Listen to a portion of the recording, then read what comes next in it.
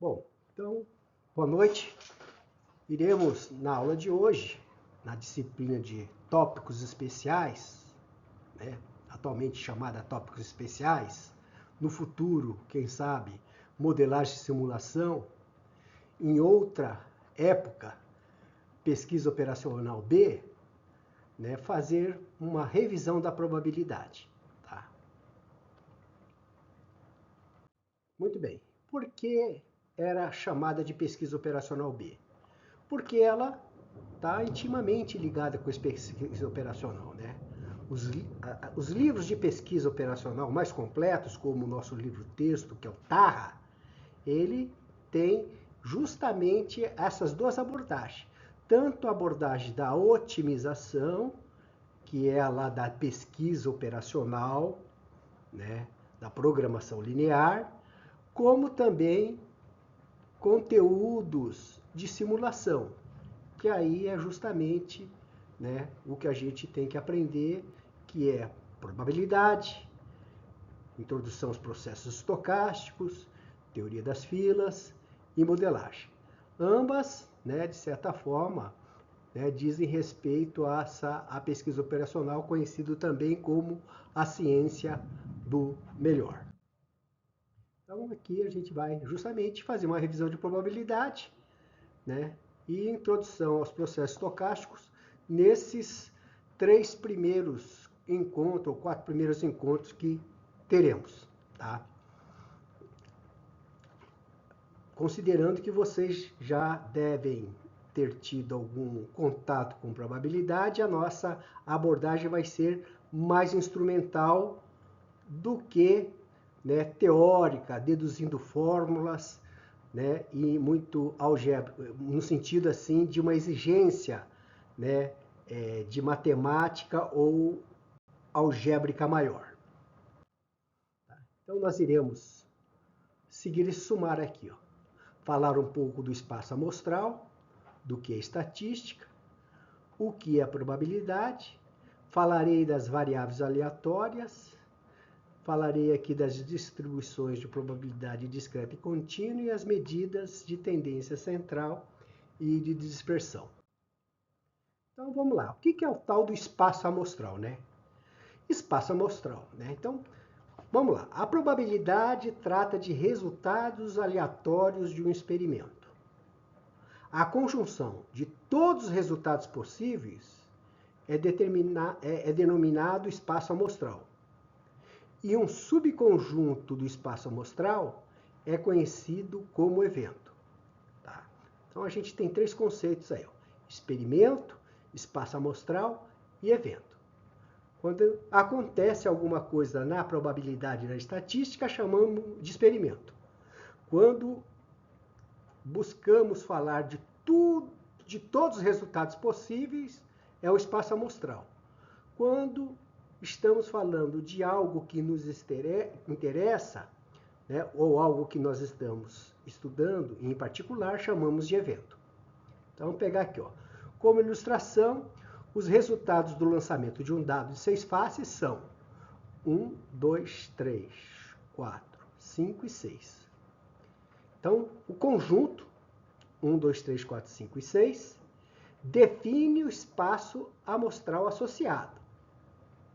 Aí um exemplo pode ser de um evento é um lançamento do dado dar um valor par. Então nesse caso aqui teríamos aqui esse subconjunto aqui com os números 2, 4 e 6. Também um experimento pode lidar com o espaço amostral contínuo. Por exemplo, o tempo entre falhas de um componente eletrônico pode assumir qualquer valor negativo. É um exemplo de um experimento. No caso aqui de uma variável aleatória contínua que nós estudaremos, que é, nesse caso, a exponencial. Tá? Muito bem.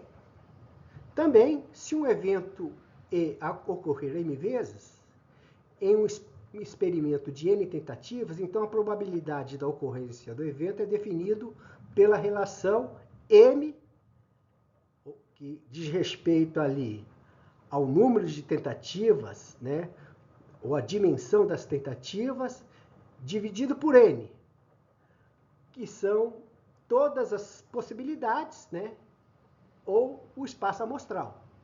Então, voltando lá para o caso, né, do lançamento do nosso dado, né, a gente pode estabelecer que a probabilidade do lançamento dar um valor par é 3, que é o número, né, de ocorrências de par no conjunto, dividido por 6, que é o tamanho do espaço amostral. Vamos lá. Então, o que é estatística? Estatística é o estudo de dados. Ele trata da coleta, da organização, da análise, interpretação e apresentação dos dados. Grande parte aqui, né, que vocês foi estudado lá na disciplina de estatística, né, trata aqui da organização e apresentação dos dados, que é uma parte da estatística chamada estatística descritiva, né? Você, entendeu? Também na análise você tentar estabelecer alguns parâmetros, né, que de certa forma é muito importante, né, para o pessoal da área de gestão e especialmente o logístico. Então, a estatística, né, tenta estabelecer parâmetros a partir dos dados que são coletados. Tá? Veremos o que são os parâmetros. Então, por exemplo, aqui, ó, queremos saber a preferência de forma de deslocamento para o FR-Caranhos. Então, as opções são somente carro, outros.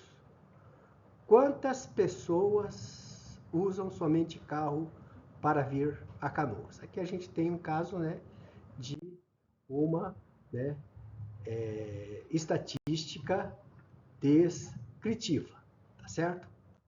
Bom, um outro exemplo aqui, ó. Queremos saber quem vencerá a próxima eleição. Gente, nós temos como saber? Não, né? A gente só vai ter certeza do resultado na eleição no dia depois de apurado todos os votos da eleição. Mas aí tem uma parte da estatística chamada estatística inferencial, né? Que pode, a partir, né, de uma amostra, né, tentar buscar representar, né, as tendências e do que acontece. E aí eu sempre faço a pergunta, né, para a turma: vocês acreditam ou não acreditam em pesquisa eleitoral? Deixei aqui embaixo um vídeo ilustrativo que explica, né, como é que, né, de certa forma, a pesquisa eleitoral funciona, tá? Então, né, temos aqui, né, ela é feita da seguinte forma, né? Pela teoria da amostragem, tem que se representar os eleitores. O que significa isso? Nós temos que buscar ali na nossa amostra algo que seja parecido com o Brasil, né? Então aqui, ó, 60% da população feminina, né? A gente vai buscar ali na nossa amostra, né? 60% da população feminina e 40% masculina. Geralmente também, né, a renda. Vamos ver aqui, ó, grande parte aqui vai, né, 2 salário mínimo, depois o extrato de 2 a 5 salário mínimo e acima de 5 salário mínimo, né? Também busca se representar a faixa etária, né? Os jovens, os adultos e os idosos. E também, né, a região onde se mora. Geralmente, os dados são utilizados basicamente a base do IBGE, né? E ela é toda regulada, né, pelo TSE, ou seja, o Instituto né, Estatístico, o Instituto de Pesquisa que pretende fazer uma pesquisa, tem que submeter a sua pesquisa lá para o TSE para ver se está em conformidade com a técnica, né? Por quê? Porque uma pesquisa mal feita pode enviesar a opinião do leitor e enviesar uma eleição. Então, o que é a probabilidade? É o estudo de fenômenos aleatórios. usa informações do conjunto total de dados para obter informativas para amostras. É a fundação matemática da estatística. Somente com probabilidade que conseguimos responder as perguntas, né, nos dois exemplos anteriores. Tá? Então, se queremos diferenciar probabilidade e estatística, a gente tenta buscar o seguinte, né? Probabilidade usa informações de conjunto completo de dados para estimar informações de amostra. E estatística usa informações de amostras para estimar informações do conjunto completo de dados. Então, uma depende da outra. Tá? Então, vamos ver, né, o que é a probabilidade ainda. Tá? Então, a probabilidade está mais ligada à chance. Mas com este parâmetro permite eu estimar outros. Então, vou pegar aqui, né, o exemplo 3. Moeda honesta. Cara ou coroa? Qual é a chance de obter 3 caras e 3 coroas com 6 jogadas? A opinião mais simples e imediata que tem é falar o seguinte, é 50%, né, professor? Não, não é 50%. É por isso que a gente está estudando probabilidade. Isso a gente só vai descobrir quando tivermos a formulação matemática completa, ou melhor, a descrição, né, da função distribuição de probabilidade, no caso, né, a distribuição né, binomial, que representa esse fenômeno. A outra aqui, por exemplo, né, também, a moeda desonesta. Qual é a chance de obter 3 caras e 2 coroas em 5 jogadas? Também, né, nós iremos solucionar isso, né, utilizando a função, né, binomial, que não precisamos, né, logicamente, deduzir a fórmula, não precisaremos, né, utilizar o trabalho árduo de usar equações matemáticas, né, e calculadoras. Iremos usar, né, o que tem, né, durante o curso todo, as planilhas de cálculo que têm essas funções todas já implementadas. Então é só colocar lá dist, binom, e aí botar os parâmetros, né, o número de experimentos, o número de sucesso, a probabilidade, se é cumulativa ou não, e teremos o resultado. Então vamos ver o que é variável aleatória, né? Mas ao invés de simplesmente nomear evento, podemos associar números a esse evento. No caso aqui, a gente pode chamar isso cara 1 e coroa 0.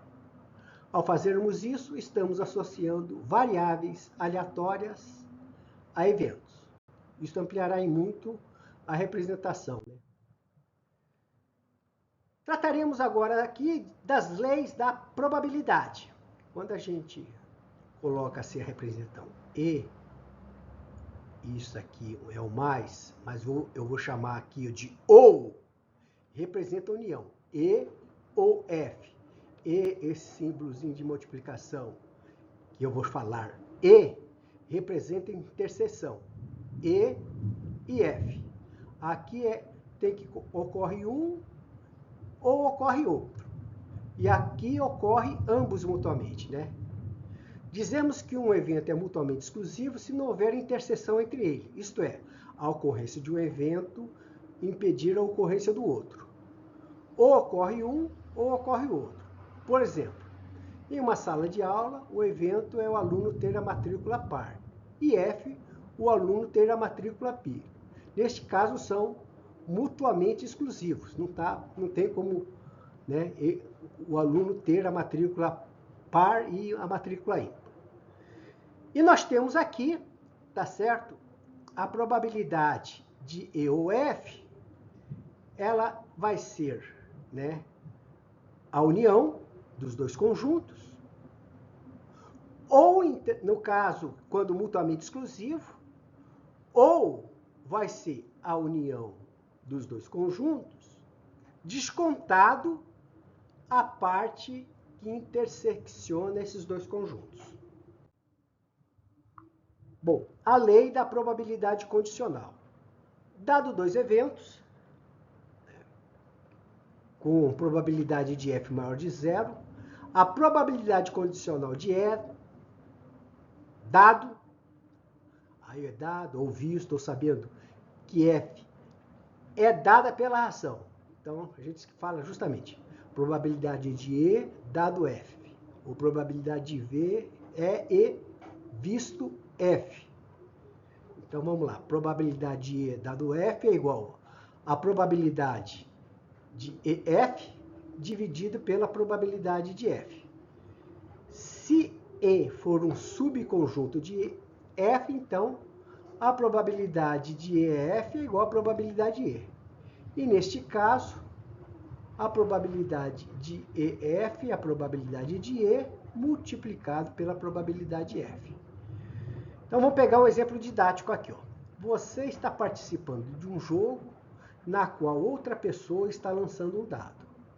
Você não pode ver o dado, mas recebe informações sobre os resultados.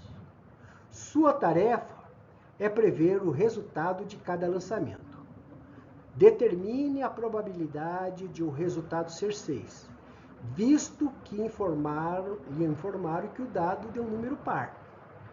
Então, sem essa informação, a probabilidade é um sexto, né? Então, você chegaria na probabilidade de dar número é 6. Mas só que você tem uma informação. A informação, o que é? É a informação de que o resultado é par. Então, você tem aqui, né, justamente, né, o universo dos eventos, e aí você tem aqui a probabilidade de E, que é um sexto, e a probabilidade de F, que é um meio. E a gente sabe, né, que o E é um subconjunto de F. Então, nós teremos aqui a probabilidade de E F, né, é igual à probabilidade de E, que é igual a um sexto. Então, teremos assim, né, que a probabilidade de E dado F, né, vai ser igual a um sexto dividido por um meio, que vai ser igual a um terço. Então, a sua previsão melhorou, né? Aqui você achava que a probabilidade seria um sexto. Com a informação, você melhorou a sua estimativa, passando para ser um terço. Tá? Bom, uma variável aleatória pode ser discreta ou contínua. Uma variável discreta possui valores que pertencem ao conjunto dos inteiros. Conjunto dos inteiros. 1, 2, 3, 4, 5, 6, 7, 8, né? E assim sucessivamente. A variável contínua possui valores que pertencem ao conjunto dos reais. Então, né, acima de zero, qualquer número que exista dentro daquela reta lá. 0, 0,0001, 0, 1, número π, exponencial, número, né, todos, né? Então, aqui, apresentando aqui o exemplo didático, né? Quando tem um cinza assim, a caixinha cinza, eu estou dando um exemplo didático, né? Variáveis discretas. O experimento do lançamento de um dado com x, né, igual a 1, 2, 3, 4, 5, 6. E o lançamento de uma moeda com x igual a 0, 1. O número de defeitos encontrados num ladrilho é variável discreta. O número de chegadas de um indivíduo para ser atendido em um posto em um determinado tempo é variável discreta. Então aqui nós temos, mas aqui tem um tempo. Não, esse tempo, tá certo? Ele só está condicionando, né, que um número de chegada. Então, nesses dois exemplos aqui, eu já digo, antecipo, é chamado, né, de variável aleatória discreta binomial. Esse aqui, ó, número de defeitos de ladrilho, esse aqui, número de chegada de indivíduo para ser atendido em um determinado tempo, é a variável aleatória discreta de Poisson. Tá? Bom, um exemplo aqui de variável contínua é o tempo entre chegadas em uma prestadora de serviço é contínuo com x maior ou igual a zero, né? Então, de tamanho determinado, né? Infinito. Tá? Então, vamos lá. A função de distribuição de probabilidade, como é que é né? A gente realmente chama aqui isso aqui de PDF, né? Probability Density Function. Tá? Então, tem aqui a discreta e a contínua. A discreta, a faixa de aplicação é essa, né? A mais 1, né? Números inteiros. E a contínua, números reais. As condições são essas, né? Tem aqui né, o somatório, né, dos valores da faixa de aplicabilidade tem que dar igual a 1. Sempre o somatório, né? Tanto, ou então, no caso da contínua da integral, né, a totalização das probabilidades, né, de uma função de distribuição de probabilidade tem que ser 1. Aqui, né, as condições para funções das variáveis a serem estudadas, como né, já adianto, né, é a binomial, o Poisson e as contínuas exponencial. A função cumulativa, o que é? Tá certo? Representam, né, justamente, né, quantos valores acumulados você tem. Tá? Então, aqui na discreta vai ser o somatório das probabilidades até um determinado ponto. E na contínua vai ser o quê? Vai ser a área sobre a curva até um determinado ponto. Então, aqui, esse somatório representa o somatório da função e aqui, né, essa cobrinha, para quem esqueceu, né, é a integral de uma função e ela retorna o valor da área sobre a curva. Então, aqui, vamos pegar aqui o exemplo didático da variável discreta. Então, está aqui, ó, o PDF e o CDF, certo? PDF, x é sempre um sexto. Então, está aqui, ó, o PDF sempre vai ser igual a um sexto. E a função cumulativa, a gente vai somando, então, 1, aqui, o CDF, né, a probabilidade mais o x, vai ser 1 mais o valor daqui, 2 sextos, 3 sextos, até chegar aqui no final, que será um valor 1. Aqui tem um exemplo didático da variável contínua de um experimento do giro da agulha. Vou pegar ali, né, uma agulha de comprimento L, girada no centro de um círculo cujo, né, diâmetro é igual a L. Após marcar um ponto de referência arbitrário na circunferência, giramos a agulha em sentido horário e medimos na circunferência a distância x de onde o ponteiro parar até o valor marcado. Assim, a variável aleatória x é contínua. E a gente sempre vai achar que você, né, girando, né, a agulha, ou então podemos dizer a roleta de um jogo de cassino, nós vamos, né, considerar, né, que ele sempre vai, né, quer dizer, ele não vai sempre cair no mesmo lugar e não vai ter local onde ele vai escolher, né? Todos os locais, em cada um dos pontos, a probabilidade é igual. E aí, esse tipo de probabilidade é também chamado, né, probabilidade uniformemente distribuída, porque de todos os resultados previstos aqui, né, ele vai ser uniformemente distribuído. Tá certo?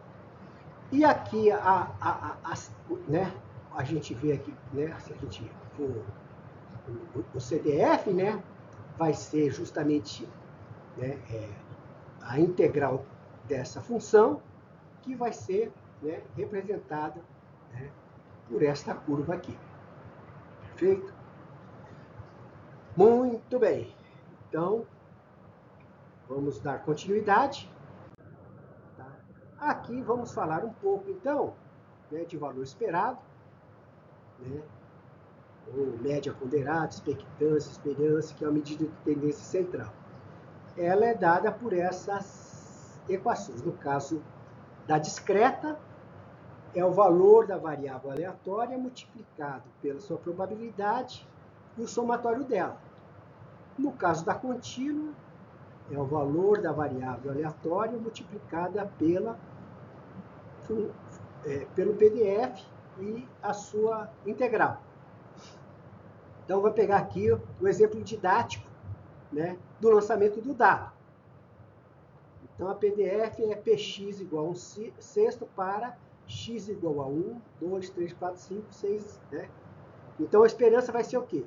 1 vezes 1 sexto, mais 2 vezes 1 sexto, mais 3 vezes 1 sexto, mais 4 vezes 1 sexto, mais 5 vezes 1 sexto.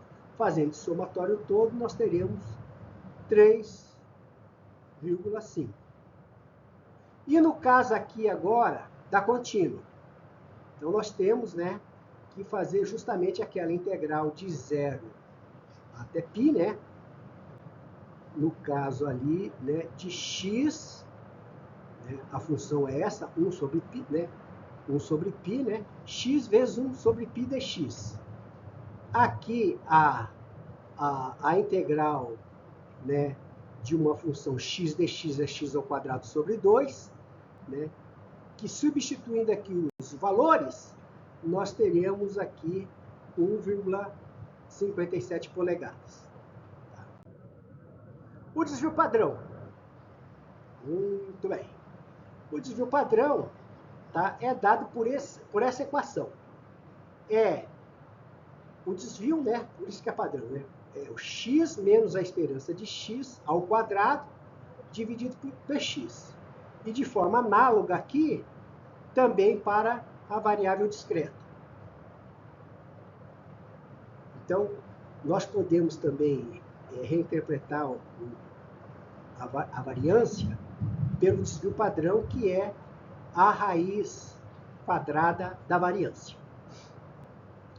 O exemplo didático, né, da variância e desvio padrão para a variável aleatória discreta, no caso do lançamento de um dado. Eu pegando essa equação de cima aqui, aplicando, né, colocando aqui x igual a 1, x igual a 2, x igual a 3, x igual a 4, x igual a 5, x igual a 6, todos eles multiplicando por 1 sexto, e evidente pegando aqui a variação entre eles, né, e fazendo aqui, né, todo esse cálculo, nós teremos aqui o valor de 2,917. Se o nosso desejo é saber o desvio padrão, é só achar a raiz quadrada da variância. No caso aqui das agulhas, né, do giro da agulha, no caso seria também, poderia chamar, né, de uma roleta de tamanho de 1 polegada, né, também o mesmo, tá?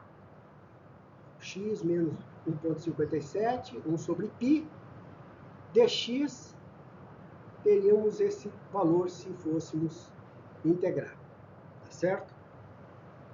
Então, aqui teríamos que... eu simplifiquei aqui para não tornar mais complexo. Bom, vamos aqui passar rapidamente aqui para alguns exercícios, né? Para a gente ter uma compreensão melhor. Logicamente, tem mais listas de exercícios lá, né, no Moodle. Então, aqui é o caso, um problema de contagem, né? Do livro Tarra, que é um dos livros texto, né? Sobre o problema de contagem. Em um levantamento realizado nas escolas de instâncias secundárias para estudar a correlação entre as notas obtidas em matemática e a entrada de alunos na Faculdade de Engenharia, 400 entre 1.000 alunos pesquisados tinham estudado matemática. As matrículas nas escolas de engenharia mostram que 1.000 alunos no último ano da escola secundária, 150 estudaram matemática e 29 não. Aí ele pede determinar as probabilidades dos seguintes eventos. Primeiro, um aluno que estudou matemática entrar em engenharia. Não entrar em engenharia. É interessante, né? Então, entrou em engenharia, não entrou em engenharia. Só pode ser complementar, né? É um menos outro. Um estudante não ter estudado matemática, nem ter entrado em engenharia. Um aluno não estar estudando engenharia. À primeira vista, assim, o aluno, não, esse camarada tem que estar no último ano da engenharia para resolver esse problema. Não, gente. Problema fácil, é só enxergar o problema e ver como é que, primeiro de tudo, né? Probabilidade e também estatística é tabular os dados, é pegar as informações e deixá-las claras. Então vamos fazer isso agora. Pá, tá aqui, ó. Eu peguei todas aquelas informações que estavam lá no problema e coloquei aqui, ó. Né?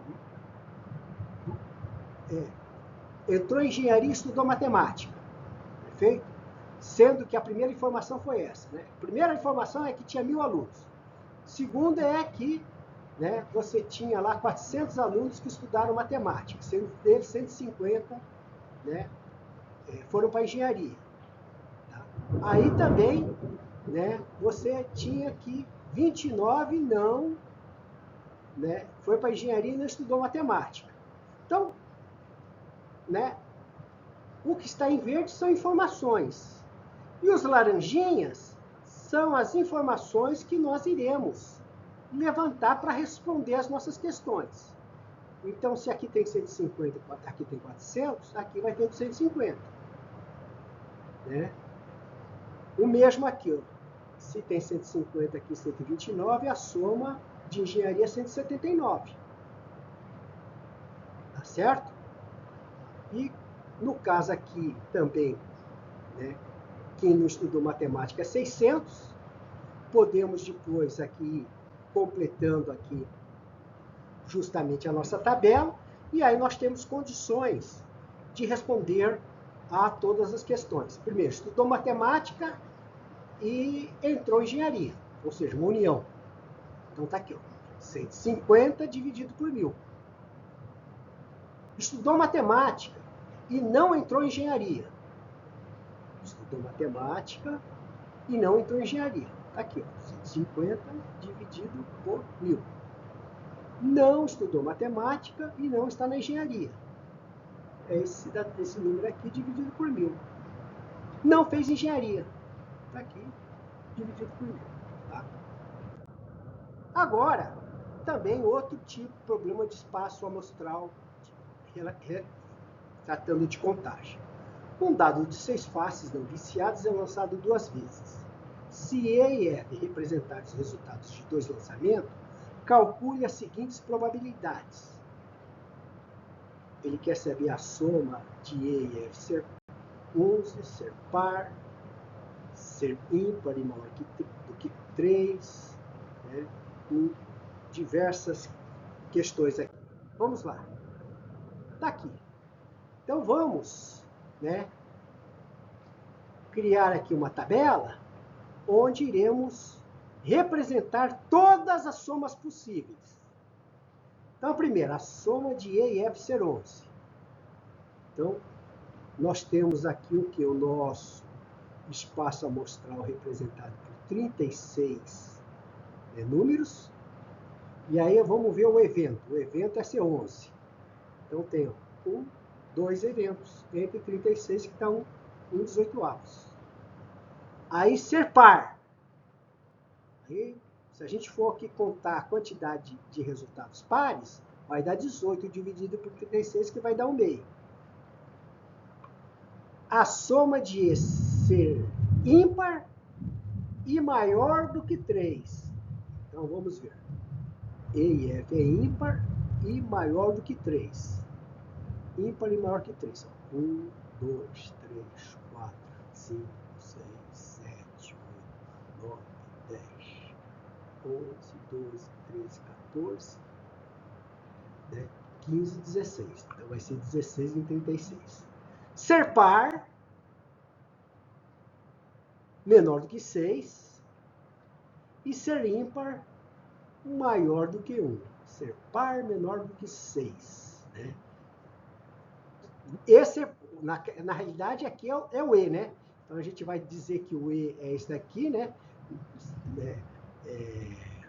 Então, vamos pegar essa parte da tabela aqui, né? E vamos pegar o que é ímpar maior do que 1. Então, vamos pegar isto, ímpar, né? Ímpar maior do que 1. Isto e isto. Né? Então, teríamos aqui, né? Ser par menor do que 6, né? Teríamos todos estes resultados aqui. E F ímpar menor do que 1. Então, 1, 2, 3, 4, 5 vezes 4, que dá 20, né? É só ímpar, par menor do que 6. Par menor do que 6 tapamos esse lado aqui e ímpar maior do que 1. Tapamos esse lado. Teríamos aqui um quadrado desse tipo assim, né? Que, né, definiria aqui justamente 20 por 36. Bom, aqui E é maior do que 2 e F menor do que 4. Né? Também, né, E maior do que 2. O que é o E maior que 2? Tá? Vou chamar aqui o dado E e esse daqui é o dado E. E maior do que 2. Tá? E maior do que 2. Então, teríamos, né, o 3, o 4, o 5 e o 6. E F menor do que o 4. Então, teríamos um conjunto, né, que restringiria, tá certo? Entre aqui, 4, 5, 6, 5, 6, 7, 6, 7, 8 e 7, 8, 9. Teríamos 12 resultados em 36. Tá? E o outro resultado também, né? Também seria um problema de contagem de tabela. Suponha que você lance 2 dados e registre o número que sai para cada lado. A probabilidade de ambos os números serem pares, a probabilidade de a soma dos números ser 10 e a probabilidade de a diferença entre os dois números ser no mínimo 15. Aqui eu já melhorei um pouco a explicação, né? Justamente aqui a primeira dela de E ser par e F ser par seria 2 eventos de 1/2 vezes 1/2, que seria 1/4. Seria facilmente resolvido. De a soma ser dos dois números ser 10. Também aqui, pega aqui na tabela a soma, né? Pega aqui, ó, onde tem um 10, dá 3 sobre 36. E agora ele quer saber a probabilidade das diferenças ser no mínimo 3. Aí, da mesma forma que fizemos uma tabela de soma aqui, fazemos uma tabela de diferença.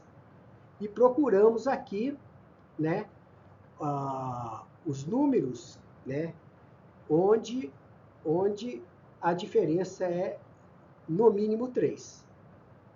E teremos aqui 12 resultados em 36. Bom, vamos ver agora um problema bastante interessante, que é do Davori, sobre variável aleatória. Então, aqui, as empresas aéreas algumas vezes fazem overbook de voos. Faziam, né, gente?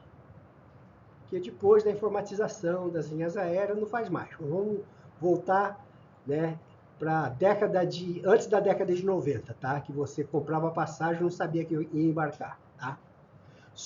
Era assim, você ia lá na Varig, primeiro que não tinha compra online, tinha que ir lá na loja, comprava, marcava seu assento num painel, levava para casa, preparava suas malas, chegava lá no aeroporto, como por exemplo estava lá no Rio de Janeiro, querendo voltar visitar minhas filhas aqui no Rio Grande do Sul, chegava lá, ó, overbook. Overbook, né? Hoje ninguém mais sabe do que é isso, né? Porque na realidade a informatização permitiu que, né, um banco de dados estruturado, com as informações integradas e inputs, tá? Então, continuando aqui, né? Suponha para um avião de 50 lugares tenham sido vendidos 55 passagens. Defina a variável aleatória y como o número de passageiros com passagens que compareceram ao voo. A função massa de probabilidade y é exibido na tabela seguinte. Então, está aqui, né? E aqui a função P de y.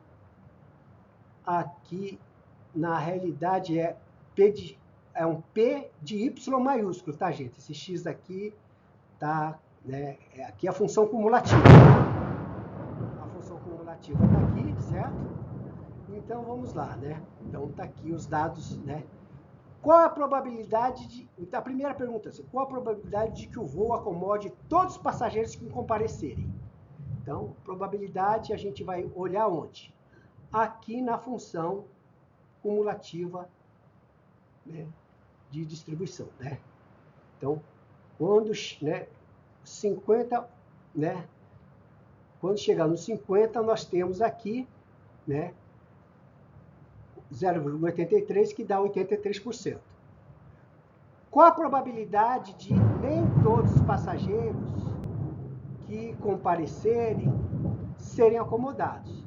Se 83% tem a possibilidade de embarcar, logicamente a probabilidade de não embarcar é complementar, que vai ser 1 menos 83, né, ou 100 menos 83%, que vai ser 17%. Para que você possa embarcar no voo, no máximo 49 dos passageiros com bilhetes devem comparecer. Então vamos ver a segunda pergunta. A segunda pergunta diz o seguinte: qual a probabilidade? Tá. Se você for a primeira pessoa da lista de espera, o que significa que será o primeiro a subir no avião se houver assentos disponíveis, após todos os passageiros terem sido comandados. Qual será a probabilidade de você ingressar no voo? Muito bem. Então, nesse caso aqui, né, o que nós precisamos saber, né, é o seguinte: na realidade vai ter que ter ingressado lá, né, 49 passageiros, né? E eu serei o 49º mais um, que seria o 50º, entendeu? E vai ser essa probabilidade aqui justamente de 66%. Bom, e aí é o seguinte: qual a probabilidade de embarcar se você for a terceira pessoa na lista? Para a terceira pessoa na lista, no máximo 47 pessoas com bilhete, né, devem comparecer. Então aqui a gente vai no 47, né? Então, vai só poder ter 47 pessoas. Aí eu sou o terceiro. Aí na fila de espera vai entrar o primeiro, que é o 48, vai entrar o segundo, que é o 49, vai entrar eu, né, o terceiro, né, que completaria os bancos da aeronave. Perfeito? Vamos então para o próximo exemplo, né? Isso tudo que eu estou tratando, estou falando somente do quê? De espaço amostral, que é o conteúdo praticamente de hoje, tá? Uma empresa que fornece computadores pelo correio tem 6 linhas de telefone. Seja X o número de linhas em uso em um determinado horário. Suponha que a função de distribuição X seja conforme a tabela a seguir. Então está aqui, né, X e a probabilidade de X, né? X aqui o número de linhas em uso e P de X a probabilidade FDP, né? A probabilidade, né,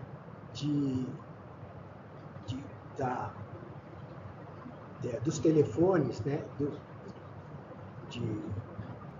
das linhas telefônicas, né, está em uso, tá?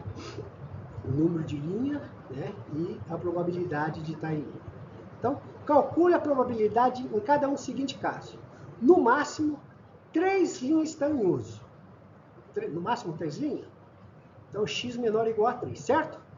Então, aqui, 25, mais 20, mais 15, mais 10. Faz esse somatório aqui, vai dar 70%.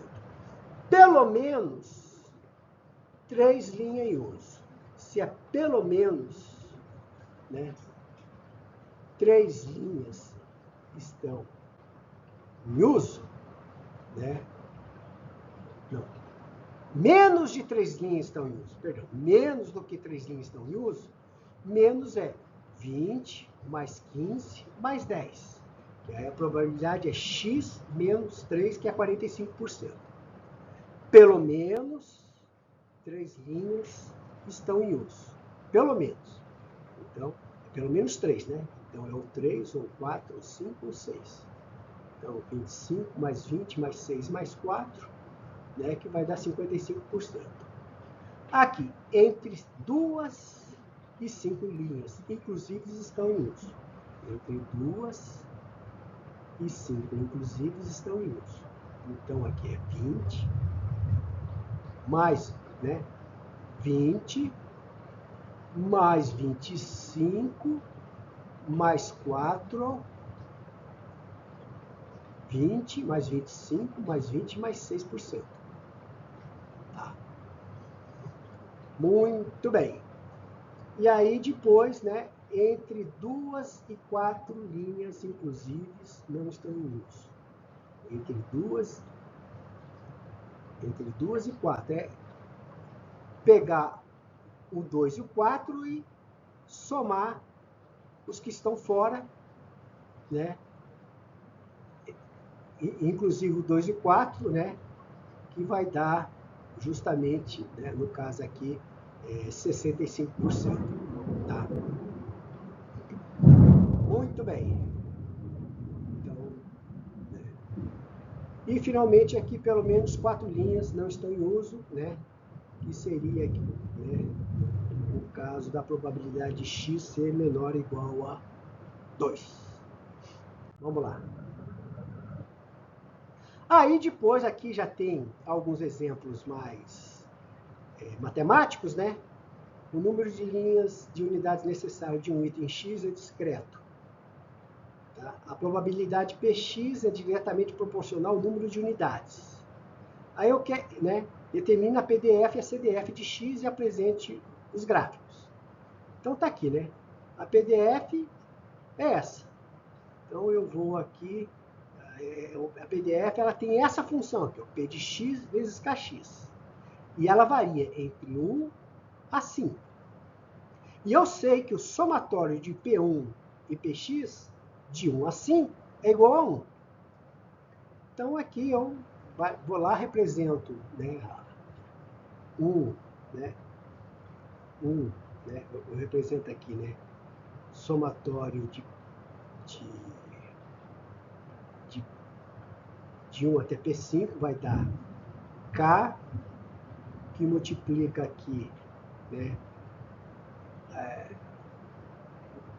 todos, né, 1 mais 2 mais 3 mais 4 mais 5, que é justamente aqui a função, né, e esse somatório tem que ser 1. E, portanto, descobrimos aqui que o valor, esse fator, o valor de K dessa função, né, Px igual a Kx, é 1/15. Enfim, o PDF é igual a x sobre 15. E o CDF, né, vai ser utilizada aqui justamente a função PDF x sobre 15, né, que, né, colocando aqui sobre esses valores aqui, nós teremos, né, no caso, né, essa função x mais, né, mais x sobre 1 sobre 30 para x igual a 1, 2, 3, 4, 5. Tá? No caso, valores discretos, tá, gente? Acha a probabilidade de x ser um valor par. É só ver a probabilidade de x igual a 2, a probabilidade de x igual a 4. Aqui é um caso para uma função contínua, tá? Então, no caso, né, uma contínua uniformemente distribuída. A demanda diária de gasolina, sem adição de chumbo, é uniformemente distribuída entre 750 e 1.250 galões. O tanque de gasolina com capacidade de 1.100 galões é abastecido diariamente à meia-noite. Qual a probabilidade do tanque ficar vazio? Então aqui está a resposta. Né? A variável aleatória contínua, 1.250, né? Aqui a gente sabe que quanto é que ela varia, é 500 galões. Né? Então, PDF, a função é P é igual a demanda, que é igual a 1 sobre 500 para 750 e 500. Tá? Muito bem. E o CDF vai ser justamente a função demanda menor ou igual a D, né? D menos 750 sobre a variabilidade dela, né? E para ficar vazio precisa ter uma demanda, né, acima de 1.100 galões. Tá? E aí nós, para sabermos o valor dessa probabilidade, né, é só aplicarmos lá aí o CDF, né, para o valor de 1.100 e descobrimos que é 30%.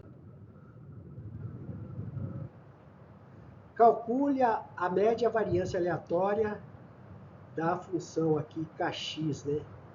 Entre parênteses x 1 sobre 15. Então aqui eu tabelei tudo, né? E aqui eu achei a esperança de x e a variância de x utilizando as fórmulas. Né? E aqui também, né, eu calculei a média variância de uma distribuição uniforme,